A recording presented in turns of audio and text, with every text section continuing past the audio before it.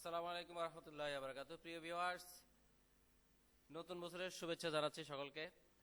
আশা করি সবাই ভালো আছেন, আলহামদুলিল্লাহ। নতুন বছরে নতুন একটা বিষয় নিয়ে আপনাদের জন্য উপস্থিত হয়েছি আমি, মোহাম্মদ মহিউদ্দিন রতন। আমার ইউটিউব চ্যানেল টেকলান্সার 24 এর পক্ষ থেকে আপনাদের সকলকে স্বাগত জানাচ্ছি। আশা করি ভিডিওটি শেষ পর্যন্ত দেখবেন, আর যদি ভালো লাগে লাইক ও শেয়ার করবেন। প্রিয় ভিউয়ার্স, আজকের বিষয় হচ্ছে ইন্ডেক্সধারী একজন শিক্ষক মৃত্যুবরণ করলে তার এমপিও থেকে কিভাবে নাম কর্তন করা হবে সেই বিষয়টি আপনাদেরকে প্র্যাকটিক্যালি ভাবে দেখাবো। তো চলুন তাহলে দেরি না করে আমরা চলে যাই emis.gov.bd ওয়েবসাইটে। এখানে গিয়ে আমরা লগ ইন করবো।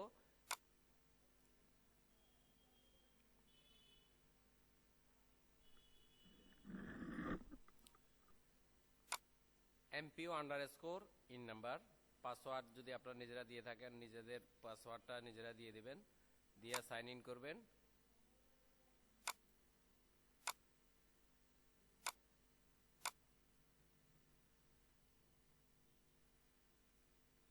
সাইন ইন করার পরে এই অপশনটি, এই মডিউলটি আপনাদের কাছে আসবে। এখান থেকে আমরা যাব কোথায়? এমপিও। হ্যাঁ, এখন আমরা যতক্ষণ পর্যন্ত রানিং থাকবে এতক্ষণ পর্যন্ত আপনারা ক্লিক না করে যখন রানিংটা শেষ হয়ে যাবে তখন এমপিওতে ক্লিক করবেন। দেখুন, আমি আগেই একটা ড্রাফট সেভ করে রাখছি। অনলাইন অ্যাপ্লিকেশনে ক্লিক করুন। যদি ড্রাফট না সেভ করে থাকেন তাহলে আপনারা অ্যাপ্লিকেশনে গিয়ে, অনলাইন অ্যাপ্লিকেশনে গিয়ে এই ইন্ডেক্স ডিলিটে ক্লিক করবেন। ইন্ডেক্স ডিলিটে ক্লিক করার পরে আমি ইন্ডেক্স ডিলিটে ক্লিক করে আপনাদের দেখাচ্ছি। শিক্ষক কর্মচারীর নাম, এইখানে ক্লিক করবেন। এখানে ক্লিক করলে আমি আগের জায়গায় যাচ্ছি, আমার ড্যাশবোর্ডে যাচ্ছি।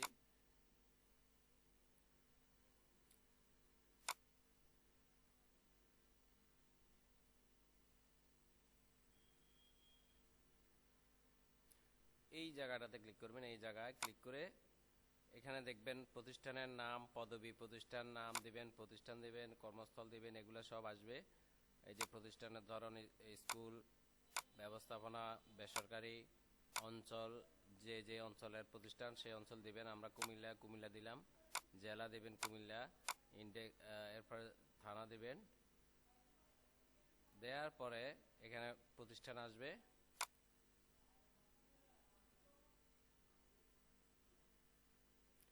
প্রতিষ্ঠানটা সিলেক্ট করবেন।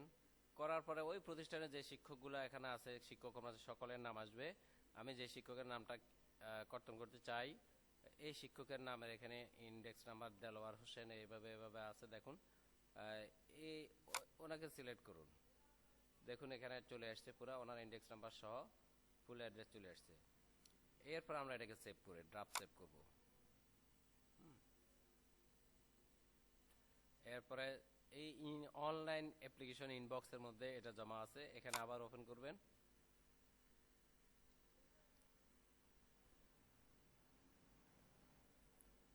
দ্বিতীয় ধাপে যাবেন।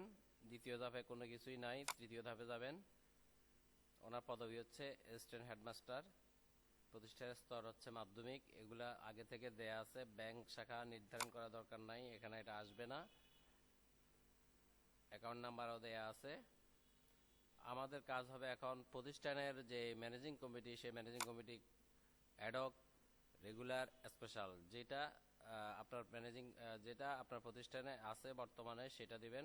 অনেকেই করোনাকালীন সময় অ্যাডহক আছে। তো আমি যে প্রতিষ্ঠানের শিক্ষকের নামটা কর্তন করতে চাচ্ছি সেই প্রতিষ্ঠানের অ্যাডহক কমিটি, মেয়াদ হচ্ছে এটার 31/8/2021 থেকে 6 মাস মেয়াদি থাকে অ্যাডহক কমিটি। আর যদি রেগুলার হয়ে থাকে তাহলে 2 বছর। পরিচালনা পর্ষদের মেয়াদটা শেষ কবে, শুরু এবং শেষ দিয়ে এরপর প্রতিষ্ঠানের সর্বশেষ স্বীকৃতি এত তারিখ পর্যন্ত ছিল।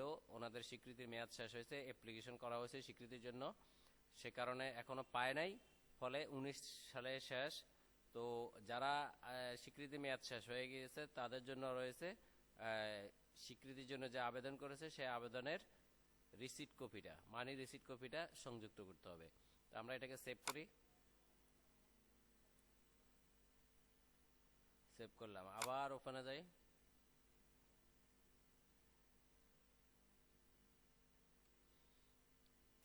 তৃতীয় ধাপ গেল, চতুর্থ ধাপে আসি এসএমসি। এসএমসির তারিখটা আমরা জেনে নিই। রেজুলেশন যে তারিখে হয়েছে ওই তারিখটা।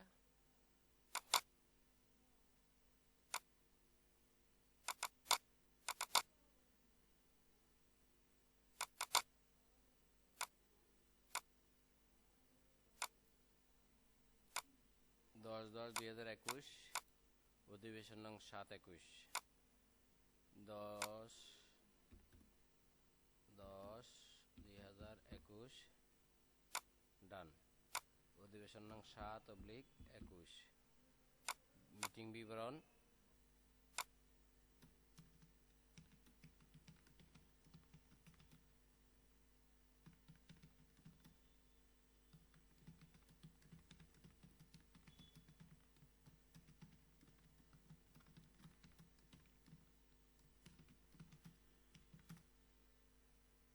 গত কত তারিখে মারা গেছেন তিনি?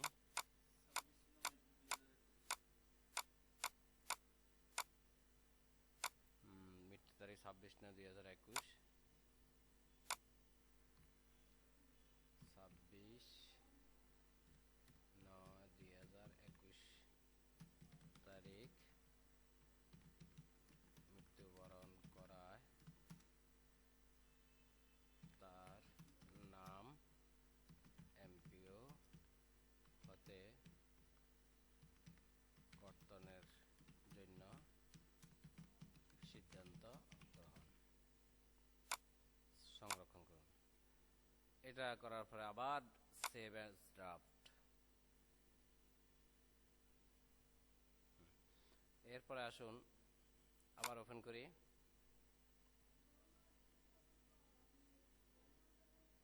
আমরা চতুর্থ ধাপ পর্যন্ত শেষ আমাদের। পঞ্চম ধাপে কি আছে? কিছুই নাই। ষষ্ঠ ধাপে গিয়ে সবগুলো অ্যাটাচ করতে হবে। কি কি অ্যাটাচ করতে হবে? এখানে 9টা জিনিস দেখুন। ইনস্টিটিউট হেড ফরওয়ার্ডিং, এখানে ক্লিক করবেন, ফাইল নির্বাচনে ক্লিক করবেন। আপনার ড্রাইভে বা কম্পিউটারের মধ্যে যেখানে ফাইলগুলো সেভ করে রাখছেন স্ক্যান করে সেখানে যেতে হবে। ফরওয়ার্ডিং এই ফরওয়ার্ডিং ক্লিক করলাম। এটাকে রাইট বাটন ক্লিক করে প্রিভিউ দেখে নিন, ফাইলটা ভালো করে দেখে নিন এটা ফরওয়ার্ডিং কিনা। দেখে এরপর ওপেন দিন। দেখুন ফাইলটা এখানে চলে আসবে। এরপর সংরক্ষণ করুন। অ্যাটাচ হয়ে গেল ফাইলটা। Teacher staff statement. Teacher staff যে সকল শিক্ষক কর্মচারী ওই প্রতিষ্ঠানে কর্মরত আছেন সকলের বিবরণী, এই 1 2 3 তিনটা, এটাকে সবগুলোকে পিডিএফ ফাইল করুন। এই টিচার স্টাফ স্টেটমেন্ট দেখুন 527 কেবি ফাইল। 2 এমবির উপরে ফাইল হলে কিন্তু সেটা অ্যাটাচ নেবে না। এটাকে ক্লিক করে আমি ওপেন দিলাম। সংরক্ষণ করুন। সংরক্ষণ হলো। Last MPO copy of institute, সর্বশেষ এমপিও কপি প্রতিষ্ঠানের। দেখুন লাস্ট এমপিও কপি, এই লাস্ট এমপিও কপি।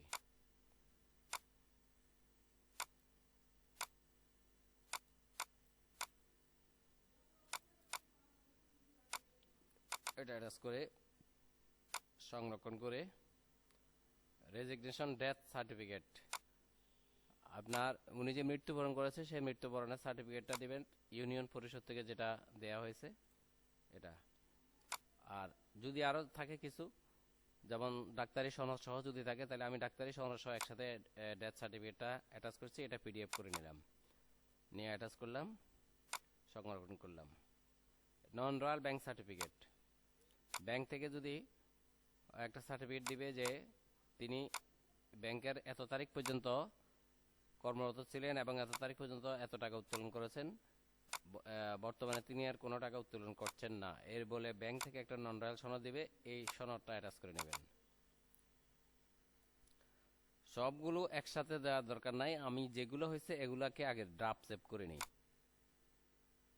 বাস, এই যে কটা অ্যাটাচ করলাম এই কটা সেভ থাকবে। এখন আবার ওপেন করি, আমি আবার দ্বিতীয় পর্যায়ে যেগুলো বাকি ছিল সেগুলোকে অ্যাটাচ করব। 6 নম্বর ধাপে এই দেখুন এগুলো অ্যাটাচ করা ছিল। এখন আমি approval letter of present SMC, বর্তমান কমিটির তালিকাটা কমিটি সংরক্ষণ করলাম। রেজুলেশন অফ এসএমসি, রেজলিউশন কপিটা যেগুলা সিদ্ধান্ত নিয়েছে কমিটি রেজলিউশনের মাধ্যমে, এই রেজলিউশনটা পিডিএফ করে নেবেন। এটা 659 কেবি। সংরক্ষণ করলাম। লাস্ট রিকগনিশন অফ ইনস্টিটিউট, সর্বশেষ প্রতিষ্ঠানের স্বীকৃতি।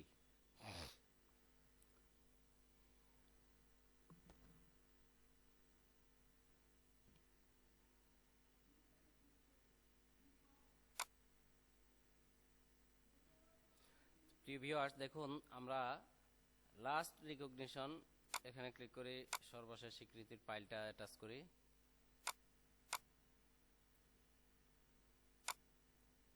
স্বীকৃতি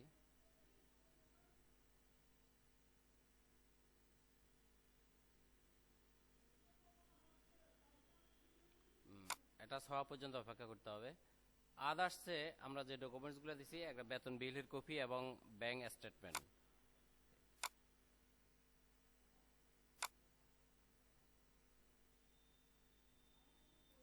আদার্সে আমরা বেতন বিলের কপি এবং ব্যাংক স্টেটমেন্ট দিয়ে সেভ করছি ফাইলটা।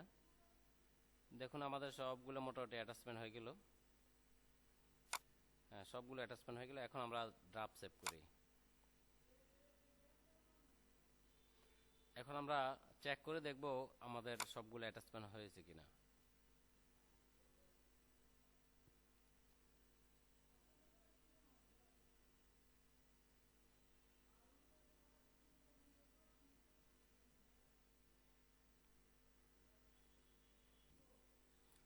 তাহলে আমরা দেখব এখন অ্যাটাচমেন্ট সবগুলো হয়েছে কিনা। যেমন এটা দেখি,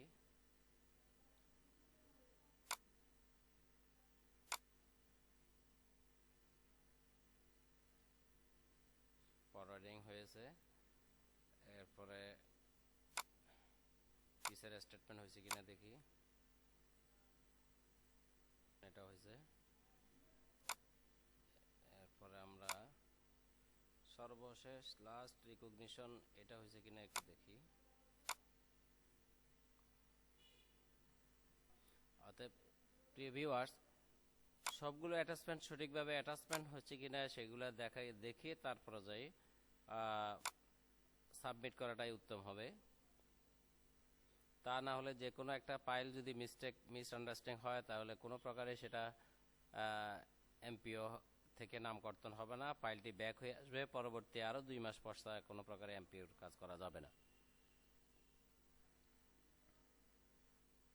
তাহলে আমরা আস্তে আস্তে প্রত্যেকটি ফাইলকে এভাবে সঠিকভাবে অ্যাটাচমেন্ট হয়েছে কিনা সেগুলো দেখে নিব। দেখে তারপর আমরা এখানে কমেন্টস বক্সে আমরা লিখতে হবে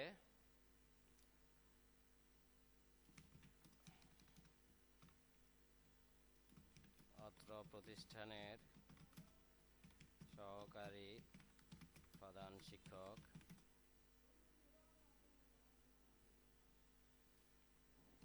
জনাব মোহাম্মদ দেলাওয়ার হোসেন ভূঁইয়া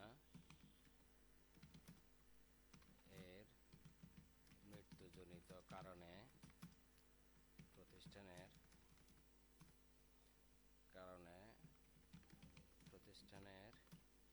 এমপিও হতে নামকর্তনের সিদ্ধান্তের প্রেক্ষিতে অত্র সকল কাগজপত্র অনলাইনে আপলোড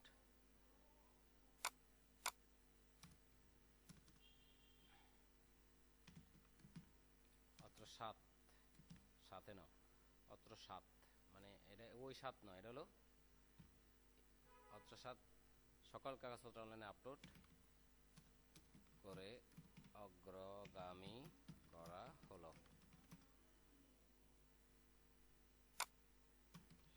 আপনার সদয় বিবেচনা ও প্রয়োজনীয় ব্যবস্থা গ্রহণের জন্য অগ্রগামী করা হলো। এই লেখাটা লিখে আপনি অথবা আপনার মন মতো আপনি লিখেন, লিখে যে কোনো একটা কমেন্টস এখানে লিখতে হবে। লিখে তারপরে যে আমরা অ্যাটাচমেন্ট করতে হবে, সাবমিট করতে হবে। এখন আমরা সাবমিট করতে পারি। এখন যদি সাবমিট করে যায় তাহলে এটা চলে যাবে মাধ্যমিক শিক্ষা অফিসে, মাধ্যমিক শিক্ষা অফিসার বরাবর। তো আমরা সাবমিট করে দিলাম, হ্যাঁ করে দিলাম। এখন দেখুন এখানে আর ফাইলটি নাই। এখন ফাইলটি আসছে কোথায়? অ্যাপ্লিকেশন লিস্টে যাবেন। অ্যাপ্লিকেশন লিস্টে গেলে দেখবেন ফাইলটি কোথায় আছে। হ্যাঁ এই যে ফাইলটি এখানে আছে, দাখিলকৃত ইন্ডেক্স ডিলেট। কেমন? তো আমরা এখান থেকে আমরা পরবর্তী দেখতে পাবো কিভাবে কোন জায়গায় আছে। এখন হেড প্রেরণ করছে কোথায়? মাধ্যমিক শিক্ষা অফিস। যখন মাধ্যমিক শিক্ষা অফিস প্রেরণ করবে তখন এখানে SU লেখা আসবে, এই USE লেখা আসবে। এরপর যখন জেলা শিক্ষা অফিসার প্রেরণ করবে তখন লেখা আসবে DU। এরপর জেলা শিক্ষা অফিসার থেকে যখন DD প্রেরণ করবে তখন লেখা আসবে এখানে DD। এইভাবে আমরা ফাইলটি দেখতে পারবো কোন জায়গায় লেখা আছে। তো প্রিয় ভিউয়ার্স দেখুন এখানে আগের একটি ফাইল আছে, এখানে প্রগ্রেস বা প্রোগ্রামার ডান। যদি ডান হয়ে যায় তাহলে আপনাকে ধরে নিতে হবে ফাইলটি কমপ্লিট। ওকে, এই আমরা এতটুকু পর্যন্ত তাহলে আজকে আমরা ইন্ডেক্স রিলেটেড বিষয়টি দেখব। প্রিয় ভিউয়ার্স আশা করি আমার এই ভিডিওটি দেখে যদি ভালো লাগে তাহলে অবশ্যই লাইক এবং শেয়ার এবং সাবস্ক্রাইব করবেন। আশা করি আপনারা সহজেই ইন্ডেক্স রিলেটেড জন্য আবেদন করতে পারবেন। তো এই ধরনের ভিডিও নিয়ে সামনে আরও কয়েকটি ভিডিও নিয়ে আসছি, আশা করি সেগুলো দেখার জন্য আমন্ত্রণ রইল। আশা করি সেগুলো দেখবেন, আপনারা উপকৃত হবেন। ধন্যবাদ সবাইকে। আসসালামু আলাইকুম রহমতুল্লাহি ওয়া বারাকাতুহু।